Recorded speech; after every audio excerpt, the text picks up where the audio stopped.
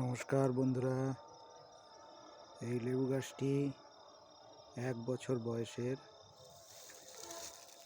দেখুন কত সুন্দর ফুল এসেছে লেবু গাছে, কিন্তু পাতায় একটু ইনসেক্ট অ্যাটাক হয়েছে।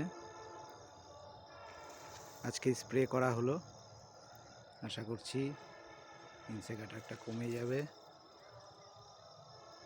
এবং প্রচুর ফল আসবে ফুল থেকে।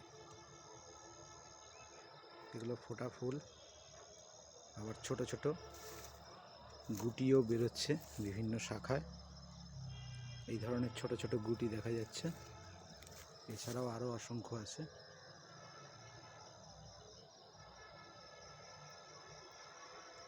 বিভিন্ন শাখায় আরও গুটি আসছে। আশা করছি এবছর কিছু ফলন আমরা পাব। ধন্যবাদ।